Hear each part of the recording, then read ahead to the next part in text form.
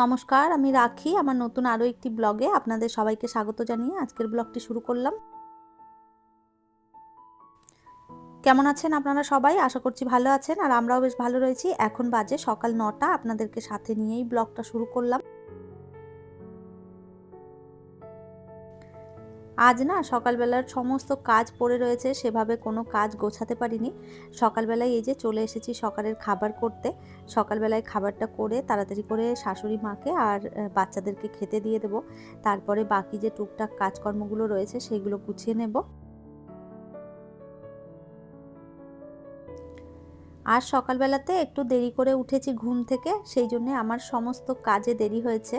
সকালবেলায় একটু তাড়াতাড়ি করে ঘুম ভাঙলে আর কাজগুলোও শুরু হয় তাড়াতাড়ি, তখন দেখা যায় কি সময়ের মধ্যে সমস্ত কাজগুলো গুছিয়ে নিতে পারি।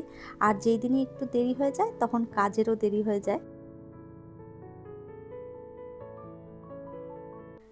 তো যাই হোক, সকালবেলায় রুটি আর ভেন্ডি ভাজা করে নিচ্ছি। আমার শাশুড়ি মা সকালবেলায় রুটিটাই বেশি পছন্দ করে। উল্টোপাল্টা খাবার করলে না, বয়স্ক মানুষ তো খেতে চায় না। আর বাচ্চা দুটো হয়েছে, সকালবেলাতে একদমই রুটি খেতে চায় না। তো ওদের আবার অন্য কোনো খাবার দিলে ওরা বেশ খুশি হয়। তো আমি পড়েছি মহা বিপদে। এবার সকালবেলায় দু রকমের খাবার করা আমার পক্ষে তো সম্ভব হয়ে ওঠে না, কেননা একা হাতে সমস্তটা আমাকে গুছিয়ে করতে হয়। তো যাই হোক, ওদেরকেও বুঝিয়ে সুঝিয়ে বলেছি সকালবেলায় রুটি খাও, বিকেলবেলায় কিছু ভালো খাবার বানিয়ে দেবো। তো ওইটা শুনেই ওরা খুশি হয়ে চুপচাপ বসে আছে আর কি। তো এখন এই যে রুটিটা বানিয়ে ওদেরকে খেতে দিয়ে আমি যাব বাকি যে কাজকর্মগুলো রয়েছে সেগুলো গুছিয়ে নেব।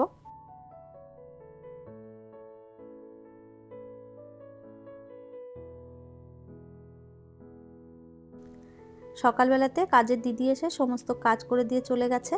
আর আমি সকালবেলায় ভেবেছিলাম বিছানার চাদরটা তুলবো, তবে সময়ে করে উঠতে পারিনি আর চাদরটা তোলাও হয়নি।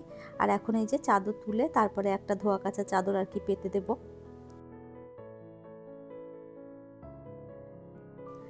বিছানার চাদর বেশি দিন পেতে রাখা যায় না, আর এখন দু ভাই বাড়িতে রয়েছে, একবার এই বিছানাতে একবার ওই বিছানাতে লাফালাফি করতে থাকে সারাটা দিন।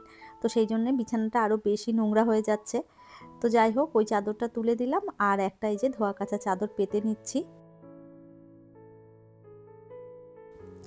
এই মুহূর্তে আপনারা যারা আমার ভিডিওটি দেখছেন প্লিজ একটি লাইক করে দেবেন, আর আমার ভিডিওর কোনো অংশ যদি আপনাদের ভালো লেগে যায় কমেন্ট করে জানাতে ভুলবেন না। এই ধরনের ভিডিও যদি আপনারা আরও দেখতে চান, চাইলে কিন্তু আমার চ্যানেলটিকে সাবস্ক্রাইব করেও রাখতে পারেন।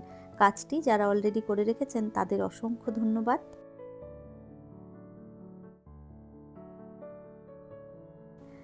আর এই তো সুন্দরভাবে বিছানার চাদরটা পেতে দিলাম। আর বিছানায় চাদর পেতে রাখার পরে না এত ভালো লাগে দেখতে, মনে হয় যেন আর এই বিছানাটা যদি এভাবেই থাকতো ভীষণ ভালো হতো। তবে একটু পরেই দেখবেন বিছানার কি অবস্থা করে বাচ্চা দুটো মিলে।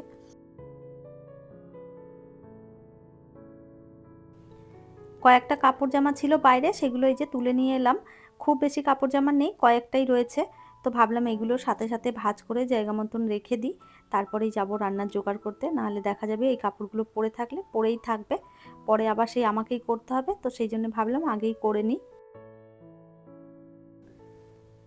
আমার গতকালকের ভিডিওতে জয় দিদিভাই কমেন্ট করেছে, তোমার বানানো ধোসা দারুণ, ভিডিও খুব ভালো লাগলো, লাইক করে দেখে নিলাম। থ্যাংক ইউ সো মাচ দিদিভাই, এভাবে পাশে থাকবেন। মনীষার রান্নাঘর থেকে বোন আমাকে কমেন্ট করেছে, ভীষণ সুন্দর লাগলো গো দিদিভাই, থ্যাংক ইউ সো মাচ, এভাবেই পাশে থেকো। দুঃখী রান্নাঘর আইডি থেকে একটা বোন কমেন্ট করেছে, মাছের রেসিপিটা খুবই দারুণ ছিল দিদিভাই, থ্যাংক ইউ সো মাচ, এভাবেই সবাই পাশে থেকো। বং বিউটি আইডি থেকে একটা বোন কমেন্ট করেছে, অয়েল বোতলটা নেক্সট ব্লগে ডিটেলসে দেখাবে, কিভাবে অয়েলটা পরে, দাম কত, কোথা থেকে নিয়েছো, থ্যাংক ইউ সো মাচ, এভাবেই পাশে থেকো। অয়েল জারটা আমি নিয়েছিলাম অ্যামাজন থেকে, ওই 500 কিংবা 450 এরকম কিছু একটা দাম পড়েছিল। আর নেক্সট ব্লগে আমি নিশ্চয়ই একবার দেখিয়ে দেবো কিভাবে অয়েলটা পড়ে।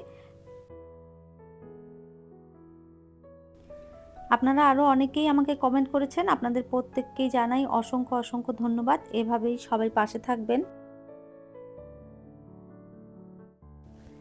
এই তো আপনাদের সাথে গল্প করতে করতে সমস্ত ঘরটা আমি গুছিয়ে নিয়েছি। আর এই যে দেখুন কয়েকটা কাপ কাঁচা আরও বেরিয়েছে, এগুলো পরে কাচার জন্য দিয়ে দেবো মেশিনে। এখন আর সময় হবে না, চলুন তাড়াতাড়ি করে রান্না শুরু করা যাক।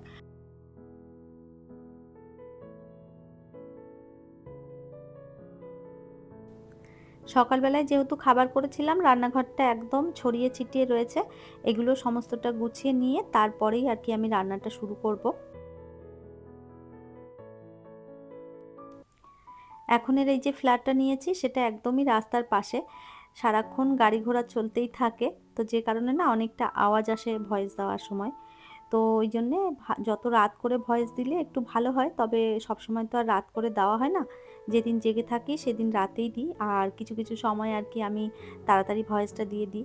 যেমন আজকে একটু তাড়াতাড়ি ভয়েস দিতে বসেছিলাম, সেই জন্যে বাইরের অনেক আওয়াজ আসছে। যাই হোক, কয়েকটা বাসন এই যে ছিল সেইগুলোও আমি ধুয়ে নিচ্ছি। রান্নাঘরটা সুন্দরভাবে গুছিয়ে দিয়েছি, আর এরপরে রান্নার যে কাটাকাটিগুলো রয়েছে সেগুলোও করতে হবে। তো আগে ভাতটা বসিয়ে দেবো, ভাতটা বসিয়ে দিয়ে তারপরে সবজিপাতিগুলো কেটে নেব।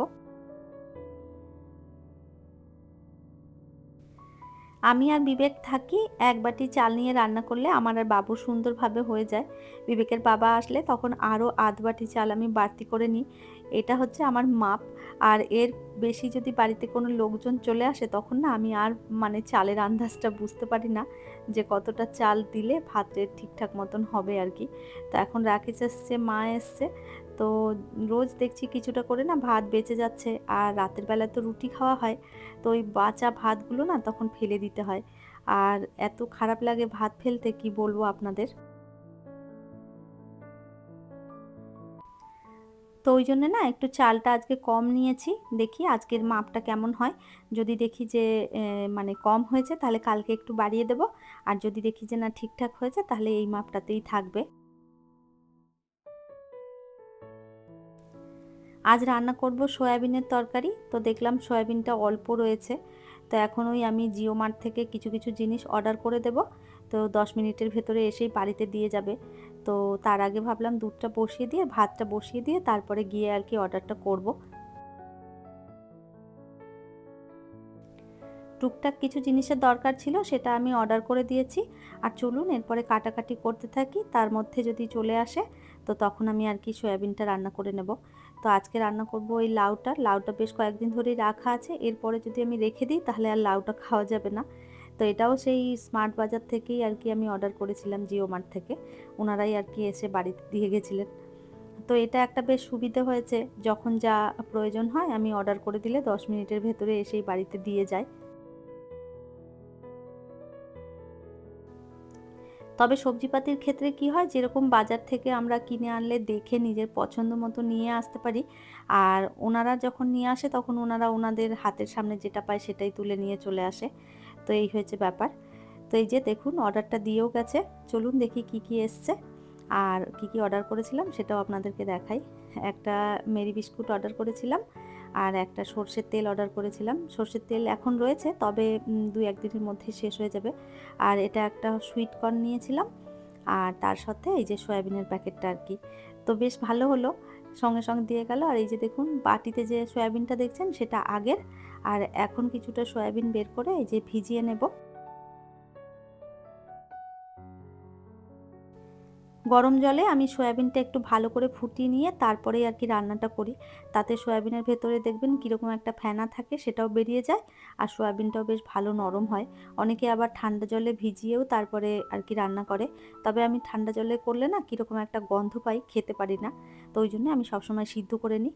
আর এই যে ভালো করে সয়াবিন সিদ্ধ করে সমস্তটা জল ঝরিয়ে রেখে দিয়েছি, আর টুকটাক যা মানে প্রয়োজন ছিল সমস্তটাই আর কি কেটে নিয়েছি। মশলা করে এরপরে এই যে রান্না বসিয়ে দিলাম। তো আগে ভালো করে তেলটা গরম করে সয়াবিনটা একটুখানি ভেজে নেব। সয়াবিন ভেজে রান্না করলে দেখবেন বেশ ভালো লাগে খেতে, আবার অনেকে কাঁচা সয়াবিনও দিয়ে দেয়, কষিয়ে আর কি রান্না করে। তো আমি ওইভাবেও একবার করে দেখেছিলাম, সেটা আমার খুব একটা ভালো লাগে না খেতে, আমি এইভাবে ভেজে করলেই আমার বেশি ভালো লাগে।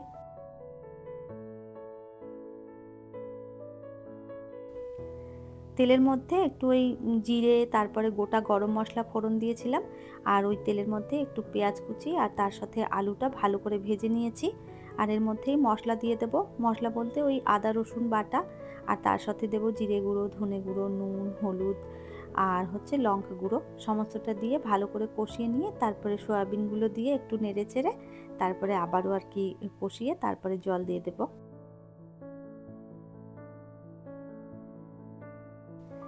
আমি সয়াবিনটা এইভাবেই রান্না করি, আপনারা কিভাবে করেন জানি না, তবে এভাবে একবার করে দেখবেন, বেশ ভালো হয় খেতে। একটা টমেটোও দিয়েছি, আমার আবার টমেটোটা ভীষণ পছন্দ, আমি সব তরকারির ভেতরেই একটু টমেটো দিই, আপনারা খেয়াল করে দেখলে বুঝতে পারবেন।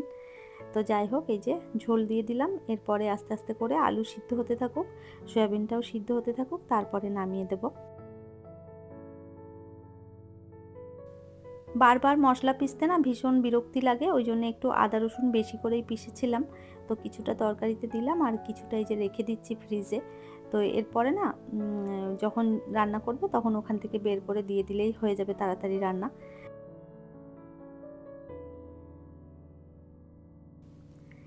আর এই তো সয়াবিন হয়ে গেছে, একটু ওপর থেকে ধনেপাতাও দিলাম। ধনেপাতা যেহেতু ছিল তো পচে নষ্ট হয়ে যাচ্ছে, ভাবলাম দিয়ে দিই। আর ওইদিকে একটুখানি রেখেছি, লাউটার মধ্যেও দিয়ে দেবো। তো এইদিকে তরকারিটা নামিয়ে এরপরে লাউয়ের ছিচকিটা বসিয়ে দেবো। লাউয়ের ছিচকির মধ্যে আমি কিছুই দিলাম না, ওই তেলের মধ্যে গোটা জিরে আর কাঁচা লঙ্কা ফোড়নে দিয়েছিলাম, একটু নুন হলুদ দিয়েছি, আর নামানোর আগে একটু মিষ্টি দেবো আর একটুখানি ধনেপাতাটা দিয়ে নামিয়ে দেবো। এভাবে একবার লাউয়ের ছিচকি করে দেখবেন, ভীষণ ভালো হয় খেতে। আর এই তো রান্না হয়ে গেছে আমার প্রায় কমপ্লিট। আর এরপরে আমি হচ্ছে রান্নাঘরটা ভালো করে একটুখানি গুছিয়ে নিয়ে তারপরে আর কি সবাইকে খেতে দিয়ে দেবো। অনেকটা বেলা হয়েছে, এখন বাজছে প্রায় ওই 2টো মতন।